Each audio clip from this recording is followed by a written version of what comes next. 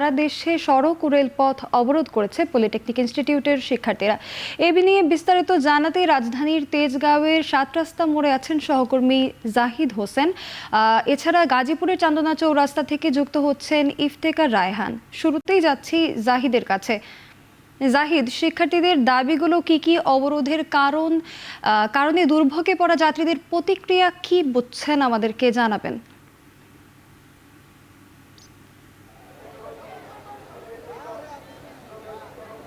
সোনালী, আপোষ নাকি সংগ্রাম, এই দুটি প্রশ্নের মাঝখানে পলিটেকনিক শিক্ষার্থীরা তারা সংগ্রামকে বেছে নিচ্ছেন এবং সেই সংগ্রামের নিদর্শন স্বরূপ তারা আজকে সকাল 11টার পরেই মূলত রাজধানীর তেজগাঁও ৭ রাস্তা এলাকা তারা অবরোধ করেন এবং তারা সড়কে বসে পড়ে তারা স্লোগানে এবং খণ্ড খণ্ড বক্তব্য তার মাধ্যমে তাদের যে প্রকৌশল অধিকার যে আন্দোলন, সে আন্দোলনের পাল্টা হিসেবে তাদের যে ডিপ্লোমাতে যে আন্দোলন, সেই আন্দোলনের দাবি দাওয়াগুলো তুলে ধরছেন এবং তারা বলছেন যে তারা উচ্চ শিক্ষার জন্য এই টেকনিক্যাল শিক্ষার্থীদের জন্য দরকার হলে প্রয়োজনে বিশেষায়িত প্রতিষ্ঠান সেটি তৈরি করতে হবে। একই সঙ্গে সবথেকে বড় যে আলোচিত দাবি, যে উপসহকারী প্রকৌশল পদে যে কোটা ভিত্তিক একটি পদ্ধতি ছিল যেখানে শুধুমাত্র ডিপ্লোমাদের একটা আধিক্য ছিল, সেটি যাতে করে বহাল রাখা হয় সে বিষয়েও তারা বারবার জোর আরোপ করছেন তাদের এই বক্তব্যে, তাদের এই স্লোগানে।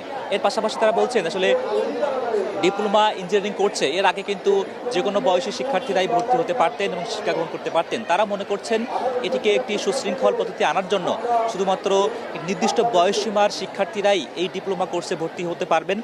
এই সকল বিষয়ের পাশাপাশি তারা বলছেন এই কারিগরি শিক্ষার্থীদেরকে নিয়ে স্বতন্ত্র একটি শিক্ষা বোর্ড করতে হবে, ঠিক যেভাবে সাধারণ শিক্ষা বোর্ড এবং প্রাথমিক শিক্ষা বোর্ড আছে, কারিগরি শিক্ষার্থীদেরকে নিয়ে এমন বোর্ড করার দাবি তারা জানাচ্ছেন। কেননা এই দাবির ফলে তারা মনে করছেন কারিগরি শিক্ষা যে ধ্বংসের মুখে পড়ছে, তাদের মতে সেই ধ্বংসের মুখ থেকে রক্ষা পাবে এবং তাদের এই শিক্ষাটাকে দেশের ভালো কাজে বা সৎ উদ্দেশ্যে তারা ব্যয় করতে পারবেন। এর পাশাপাশি তারা ৭ দফা দাবির আরও একটি দাবি তারা উল্লেখ করছেন এটি, যে আসলে তাদের যে কারিকুলাম সেটি যদি খুব সেকেলে হয়ে থাকে সেটাকে খুব আধুনিকায়ন করতে হবে।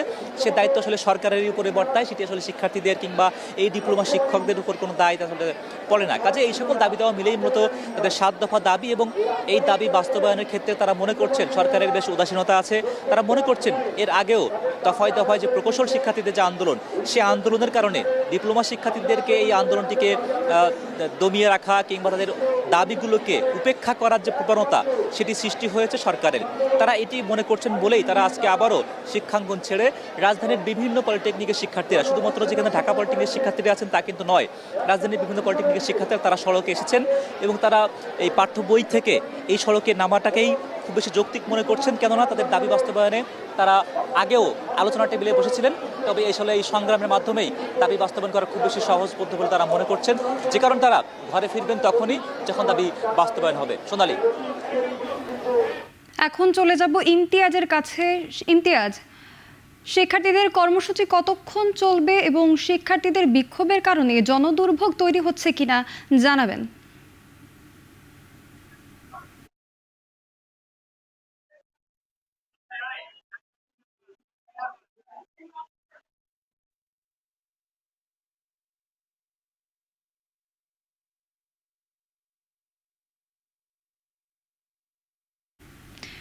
ইফতেখার, জানাবেন আমাদেরকে বিস্তারিত। অংশ হিসেবে আজকে সকাল থেকেই শিক্ষার্থীরা আজকে কিন্তু পূর্ব নির্ধারিত কর্মসূচির অংশ হিসেবে তারা নগরের যে শিববাড়ি মোড় হয়ে তারা এই মুহূর্তে চান্দনা চৌরাস্তায় অবরোধ কর্মসূচি পালন করছে এবং মিছিলে কিন্তু আমরা দেখেছি যে বিভিন্ন পলিটেকনিকের যে শিক্ষার্থী, কয়েক হাজার শিক্ষার্থী তারা কিন্তু অংশ নিয়েছেন এবং প্রত্যেকের হাতে কিন্তু বিভিন্ন যে তাদের যে ৭ দফা দাবি, সেই ৭ দফা দাবি সংবলিত ব্যানার কিন্তু তাদের হাতে রয়েছে। এবং একটি বিষয় আপনাকে জানিয়ে রাখতে চাই যে এই যে গত বেশ কিছুদিন ধরেই ডিপ্লোমা প্রকৌশলী এবং যে বিএসসি প্রকৌশলীদের মধ্যে এক ধরনের দ্বিধাদ্বন্দ্ব তৈরি হয়েছে তাদের বিভিন্ন বেশ কিছু দাবি নিয়ে। সেই দাবিগুলো কিন্তু সুরাহা হচ্ছে না, যে কারণে তারা এখন পর্যন্ত এই দাবি, তাদের দাবি আদায়ে তাদের আজকে এই কর্মসূচি। এবং মূলত তাদের যে ৭ দফা দাবি, সেই ৭ দফা দাবির মধ্যে একটি হচ্ছে প্রকৌশল কর্মক্ষেত্রে ডেস্ক ও ফিল্ড ইঞ্জিনিয়ারিং এ বিভাজন করে বিএসসি ইঞ্জিনিয়ারদের ডেস্ক এবং ডিপ্লোমা ইঞ্জিনিয়ারদের একই সঙ্গে সরকারি প্রজ্ঞাপনের আলোকে ডিপ্লোমা ইঞ্জিনিয়ারদের জন্য নির্ধারিত উপসহকারী প্রকৌশলী বা সমমানের পদ সংরক্ষণ করা, একমুখী প্রকৌশল শিক্ষা ব্যবস্থা চালু করা, মেধার অপচয় রোধ করা, প্রকৌশলীদের পেশা পরিবর্তন প্রতিরোধ করা এবং উপসহকারী প্রকৌশলী বা সমমানের পদ থেকে সহকারী প্রকৌশলী সমমানের পদে পদোন্নতির হার 50% উন্নতি করা তাদের একটি দাবি। পাশাপাশি তারা বলছেন আন্তর্জাতিক ইঞ্জিনিয়ারিং টিম কনসেপ্ট অনুযায়ী সকল প্রকৌশল সংস্থার জনবল কাঠামোতে বিএসসি ইঞ্জিনিয়ার, ডিপ্লোমা ইঞ্জিনিয়ারে ও দক্ষ জনবলের অনুপাত আহ, তৈরি করতে হবে। পাশাপাশি পলিটেকনিক ও মনোটেকনিক ইনস্টিটিউট এবং পিএসসি তে শিক্ষক শিক্ষার্থীদের যে অনুপাত 1.12 সেটি কিন্তু করা হচ্ছে। এবং এখানে আমরা দেখছি যে তারা শিক্ষার্থীরা কিন্তু এই মুহূর্তে চান্দনা চৌরাস্তায় কিন্তু অবরোধ করছেন এবং যে অবরোধের ফলে আমরা দেখেছি যে এই পথে যত ধরনের যান চলাচল রয়েছে সেটি কিন্তু একেবারে বন্ধ রয়েছে এবং শিক্ষার্থীদের পক্ষ থেকে যতক্ষণ পর্যন্ত তাদের ডিপ্লোমা প্রকৌশলীদের যে 7 দফা দাবি রয়েছে সেই 7 দফা দাবি বাস্তবায়ন না হবে ততক্ষণ পর্যন্ত তারা এই মহাসড়ক অবরোধ করবেন। পাশাপাশি যে বিএসসি প্রকৌশলীদের যে 3 দফা দাবি উত্থাপন করা হচ্ছে সেই দাবিগুলোকে অযৌক্তিক দাবি করে তারা সেই 3 দফা দাবিও কিন্তু বিরোধিতা করছেন। তো সবকিছু মিলিয়ে ডিপ্লোমা প্রকৌশলী এবং পলিটেকনিক শিক্ষার্থীদের অবরোধে কিন্তু গাজীপুর একেবারে স্থবির হয়ে পড়েছে। এই ছিল আমার কাছে গাজীপুর থেকে তথ্য।